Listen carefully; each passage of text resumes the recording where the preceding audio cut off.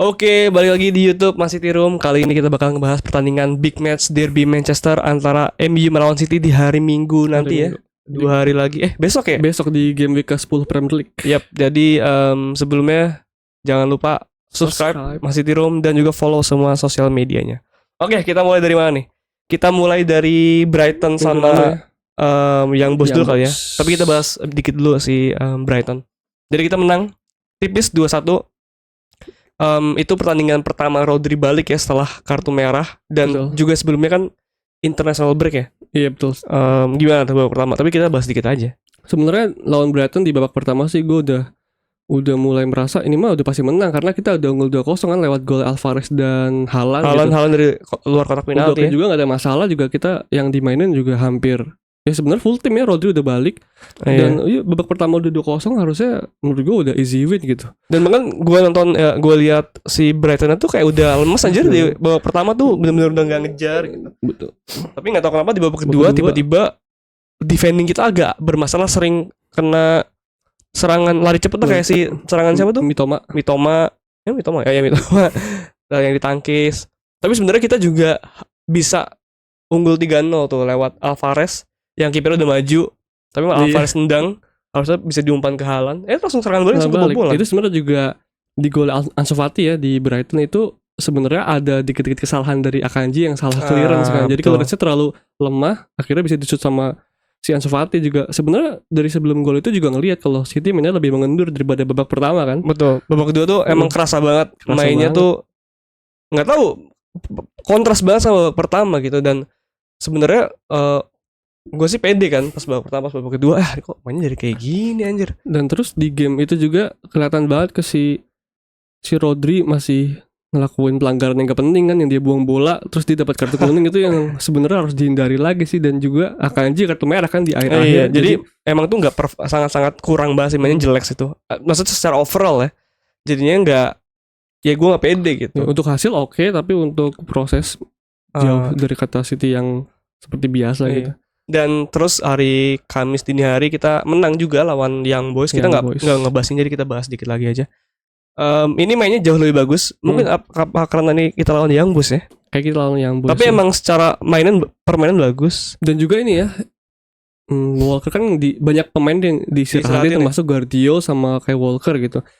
Jadi dan Walker kan nggak main, dia jadi Luis malah mainnya bagus bahkan ya. Dia jadi man of the match kan. Tapi siapa aja yang main? Yang nggak main Walker, Alvarez, Foden. Yang nggak main Guardiola, Foden. Itu sih. Ada lagi deh. Bernardo masuk babak kedua kan. Oh iya, Bernardo juga nggak main babak kedua.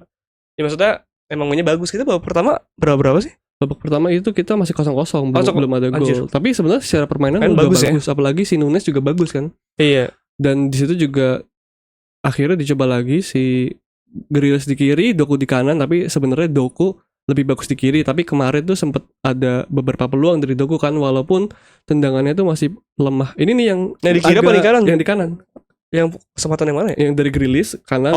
Yang kayak kiri yang kepleset ya? Yang kepleset. Sebenarnya nih yang gua suka dari Doku, gua tuh selama 10 game di Premier League dan sisanya tuh yang di kompetisi lain, gua tuh udah merasa City tuh emang butuh Doku gitu.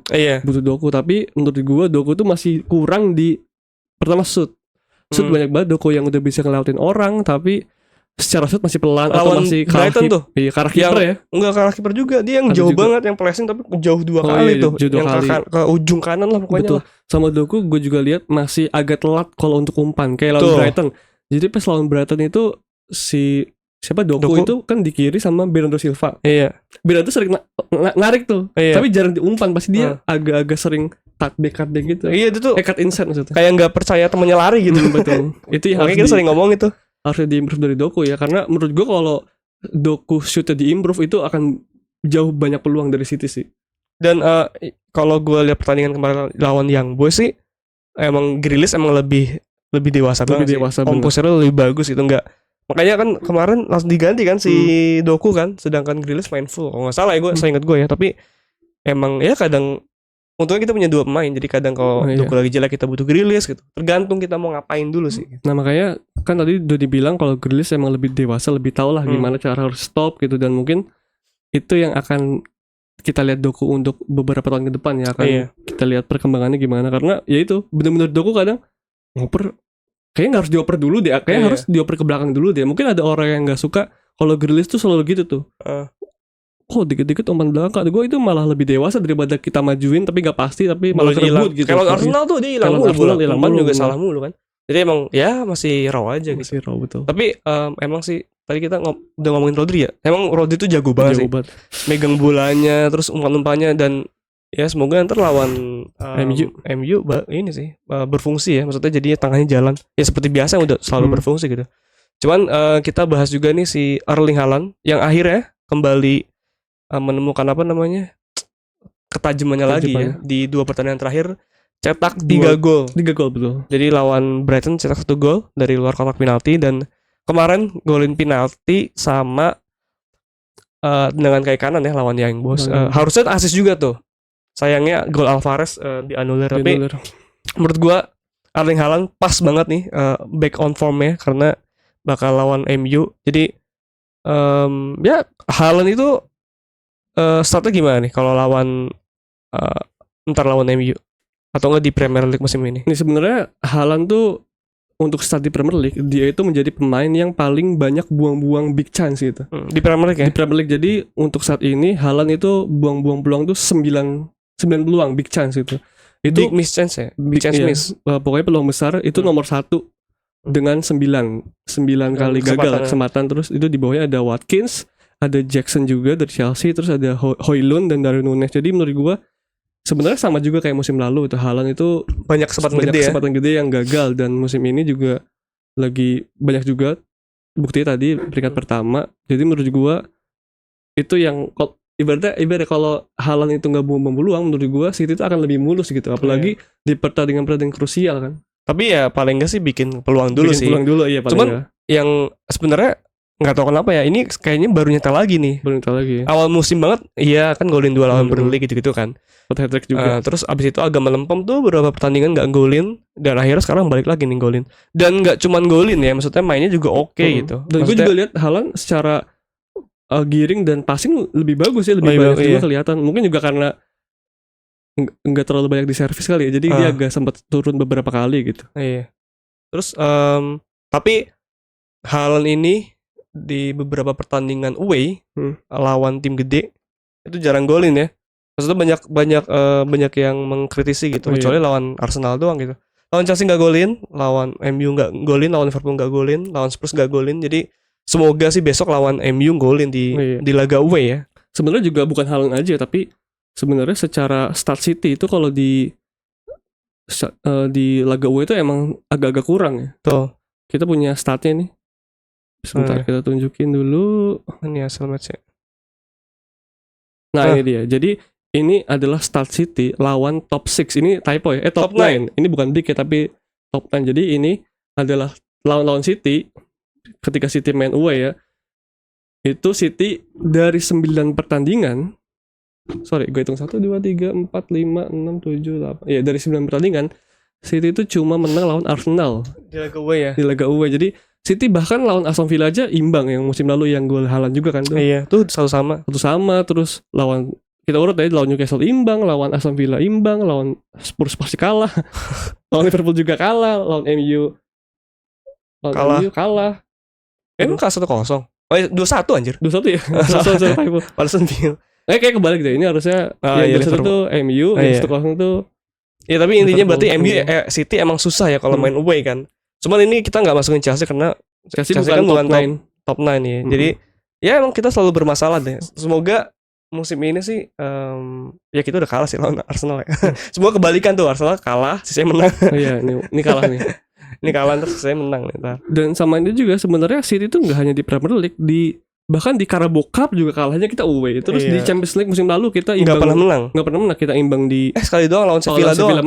Sisanya seri. Gila. Tuh. Jadi City emang beda tim kalau di laga away. Bahkan ya itu sejago-jagonya kita treble tim musim lalu kita tetap kalah lawan MU. Tadi musim lalu kita musim treble tapi kita menang cuma 1 kali. Gila sih itu. Ya mungkin itu salah satu approach yang berbeda ya. Kalau misalnya kalau misalnya kayak musim lalu gitu, kita ngincer menang tapi ntar banyak kalah gitu. Apa enggak juga? Nggak tahu sih, menurut gua kalau kalah di away itu lebih bagus kayak Champions League, jadi kita nggak perlu, maksudnya kalau knockout ya kita nyari imbang aja. Tapi kalau di liga menurut gue sih harusnya sayang banyak menang ya. Ya tapi agak aneh aja sih, kayak kita maksudnya musim-musim yang jago banget kayak Centurion apa enggak apa sih yang 4 trofi tuh? Iya. Quadruple kita kayaknya menang mulu gitu, cuman kagak treble. Ini gila kita start away-nya gini tapi menang, mungkin lebih dewasa ya kan. Nggak tahu juga sih, kalau tadi udah bilang kalau Champions League mah nggak apa-apa ya. Nggak apa-apa itu kalau kayak liga karena berpengaruh banget gitu. Dan City sebenarnya di musim ini aja ya, City itu baru untuk tim Big Six apa top, coba lihat datanya tadi. Musim ini City udah City musim ini baru ketemu Arsenal doang loh. Ini kita belum ketemu tim-tim gede aja. Jadi baru ntar lawan MU yang kedua kalinya. Jadi menurut gua away apa home ya? Away, kita ngomongin away dulu. Untuk away kita baru ketemu Arsenal doang. Sisanya itu belum ada. Jadi menurut gua bahaya juga sih untuk, apalagi lawan kita Spurs dan Arsenal tuh udah hampir semua ketemu tim-tim jago gitu. Ya, tapi sebenarnya kalau lu nggak bisa menang, nggak perlu entar-entaran ya. Kalau lu nggak menang kagak berjuara sih. Jadi gitu. Ya emang tinggal tunggu waktunya. Tapi kalau ini kita bahas nih lawan MU-nya. Kita dapat start dari City yang upload langsung ya. Ini ada perbandingan antara MU dan City di Premier League. Jadi sama-sama main 9 kali. City itu udah nyetak 19 gol, sedangkan MU 11 gol. Sebenarnya nggak terlalu jauh ya. Mungkin ini City ini agak stuck-nya karena 2 pertandingan terakhir kan. Cuman golin 1 gol. Terus rataan gol per laganya 2:11 banding 1.22. Terus tendangannya beda dikit juga. Tepat sasarannya sebenarnya nggak terlalu jauh ya. Kita juga beda berapa poin sih? Sama MU. Ya beda 6 ya.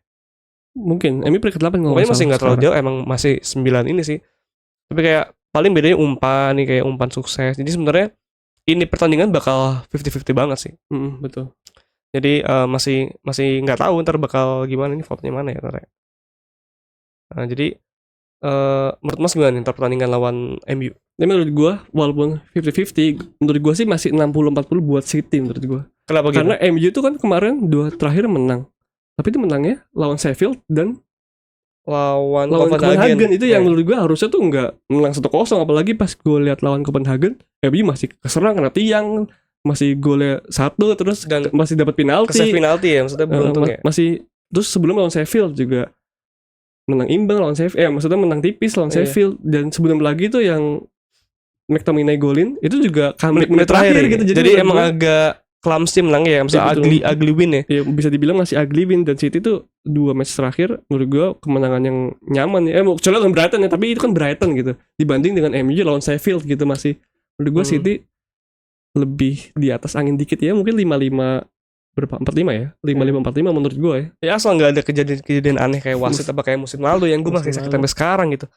Maksudnya semua tuh ada di tangan City gitu. Maksudnya kalau lu nggak bisa kayak, maksudnya kalau mau MU sejago apapun ya City harus jago aja. Kalau misalnya City mainnya jelek ya nggak tahu gimana lah gitu. Tapi ya 2 pertandingan ini sih gue agak pede ya. Apalagi udah ada Rodri, dan menurut gue Alvarez juga bakal ngaruh banget sih. Alvarez tuh menurut gue salah satu yang pemain kunci menurut gue, nomor ibaratnya top 3 lah di bawah Rodri dan Haaland mungkin. Dan semenjak gak ada Kevin De Bruyne maksudnya kan. Ada Kevin ya. Maksudnya kemarin juga udah diistirahatin kan. Jadi menurut gue yang kemarin diistirahatin pasti main nih, kayak Foden, Alvarez, Bernardo udah pasti main kata gue, karena emang butuh di tengah tuh. Guardiol lebih oke kata gue. Sama akhirnya gak main Johnston kemarin. Bayu Johnston mainnya bagus aja. Bagus sih. Lawan Brighton dan lawan si Young Boys kan diistirahatin tuh. Tapi emang pas ada Johnston tuh ke depan enak banget. Cuman gue gak tahu nih ntar MU bakal main bertahan apa enggak ya. Cuman gue sih agak siap. Cuman kalau kalah gue bakal sakit hati. Karena gue tahu, maksudnya kalau sekarang sih City mainnya bagus. Cuman kalau ntar babak pertama mainnya jelek sih gak tahu lagi gue ya. Tapi menurut gue tetap pede dikit. Walaupun gue gak tahu di lapangan pasti ada aja ngaco. Apalagi yang udah kita tunjukin, start away City beda sama start home City. Jadi menurut gue juga harus ada yang bisa dimanfaatin. Karena menurut yang gue denger sih Luke Shaw masih cedera ya, jadi kemungkinan bek kirinya gue gak tahu siapa, mungkin Amrabat lagi. Jadi menurut gue itu bisa dimanfaatin sama Foden gitu. Mas udah milih main Grealish apa Doku di pertandingan ntar? Kayaknya Doku dulu deh menurut gue. Kenapa? Lawannya siapa sih? Dalot ya? Lawannya Dalot. Jadi menurut gue sikat dulu aja, baru sisanya amanin gitu. Daripada aman dulu ternyata nggak bisa gol, malah ngejar ya. Karena Doku kalau Foden. Maksudnya kalau daripada Doku ya. Maksudnya kalau Doku ngejar kayaknya dia juga nggak terlalu bagus-bagus amat gitu. Kayak lawan Arsenal aja kan. Kayak nih Doku main nih ternyata malah melempem. Menurut gue Doku tuh masih belum bisa dikatakan main bagus City. Gue masih milih Grealish. Iya. Kan Doku tuh masih angin-anginan kayak kemarin lawan Brighton dia assist, tapi abis itu mainnya jelek gitu. Itu kayak nggak bisa diandelin banget gitu. Jadi menurut gue Doku emang menurut gue untuk saat ini untuk game masih imbang atau udah posisi menang, kalau misalkan ngejar menurut gue kadang-kadang Doku terlalu terburu-buru gitu. Pengennya golin tapi salah gitu. Jadi nggak nyalahin Doku, tapi emang menurut gue strateginya Grealish duluan sih. Oh iya, sama ini nih yang jadi highlight juga dua pertandingan terakhir tuh Haaland tuh sekarang selalu make run ya. Cuma kagak diumpan tuh. Iya betul. Sering ngamuk-ngamuk ke Nunes beberapa kali tuh kemarin. Sampai gitu-gitu. Enggak, sampai beneran marah, bukan ngedumel doang, sampai marah, sampai tangannya gitu. Maksudnya ya besok bisa lah diumpan, tapi nggak tahu sih, demi biar nggak keserang balik kali ya. Ya main lebih tahu lah. Jadi gimana nih formasi yang prediksi kita? Menurut gue kan 4-4-2 ya. Menurut gue Ederson, kanannya Walker harus main. Cuman kemarin waktu lawan MU Walker lagi ngablu ya? Apa enggak sih? Yang musim lalu? Iya, di kejauhan, tapi kejauhan ya. Tetap main aja sih. Daripada Rico Lewis. Sebenarnya nggak tahu kalau misalnya adu sprint Walker tuh selalu menang. Cuman kalau main yang lawannya Mitoma tuh kalah mulu dia tuh, kayak agak freestyle ya gitu-gitu tuh. Kan Rashford agak kayak gitu ya, agak ada apa namanya? Main kaki loh. Footworknya bagus kan. Nah, terus ada menurut gue mainin Guardiola sama Ruben Dias tuh wajib. Rodri enggak, John Stones, dia sama Guardiola di kiri, karena Guardiola naik turunnya bagus dan dribblingnya bagus, mungkin bisa keluar dari press ya. Karena waktu lawan MU mungkin bakal dilakuin lagi waktu lawan MU di FA Cup itu ngepresnya bagus tuh MU itu. Iya bener, kita benar-benar gak bisa gerak. Jadi ibaratnya FA Cup kita kayak gol Brunei si 2 kali. Kita dibawa ke sayap aja gitu, di tengah dimatiin gitu. Pasti menurut gua kayak gitu lagi sih. Pasti MU lebih sabar main, nggak mungkin langsung nyerang. Makanya kayak Brighton sebenarnya babak pertama terlalu terbuka kan, kita gampang banget mainnya. Salah banget lawan City tapi main terbuka gitu. Nah, tapi kemungkinan lawan Spurs gini nggak apa deh. Pokoknya City kalau lawannya nantangin bisa menang dah. Gitu. Nah terus tadi kan Guardiola ya. Terus menurut gua tengahnya itu Rodri sama Bernardo Silva. Tapi John Stones pasti bakal ke tengah tuh. Makanya gue lebih bingung sebenarnya kalau John Stones ke tengah tuh gimana sih formasi, gue nggak ngerti. Gue kadang Akanji ke kanan lah, maksudnya. Tapi dengan nggak ada Akanji mungkin lebih jelas ya. Mungkin lebih jelas. Ditinggal semua 3 orang, Walker, dia sama Guardiola ditinggal di belakang. Iya terus depannya tinggal menurut gue sih Mas Doku ya. Kalau gue Grealish. Iya gue Doku. Kalau ya kiri terserah lah. Tapi kanan Foden, ada Alvarez sama Haaland. Jadi menurut gue itu emang formasi terbaik ya. Tapi kalau misalnya Pep masukin Luis, gue agak mempertanyakan tuh. Tapi emang lagi demen banget masukin Luis sih. Tapi ya nggak worth kan waktu lawan Arsenal kan Luis. Tentunya bagus-bagus aja sih. Cuman ya kita lihat nanti lah. Dan semoga juga kalau Nunes dimasukin gue juga masih ngerti, karena kemarin mainnya bagus. Dan mungkin City butuh pemain yang full giring-giring, karena mereka pasti bertahan full gitu sih. Tapi kayaknya Nunes babak kedua sih. Babak kedua kayaknya. Tapi ya udahlah, semoga City menang dan nggak usah ngarepin Haaland Ballon d'Or. Semoga kalau City menang kan lawan MU ya kita nggak sedih-sedih amat dengan Ballon d'Or gitu. Walaupun kayak Ballon d'Or udah pasti menang Messi ya. Jadi ya itulah preview kita. Besok kita pasti banget live karena ya pasti ramai nonton karena disiarin juga kan di TV. Jadi sampai bertemu besok. Bye. Semoga kita menang.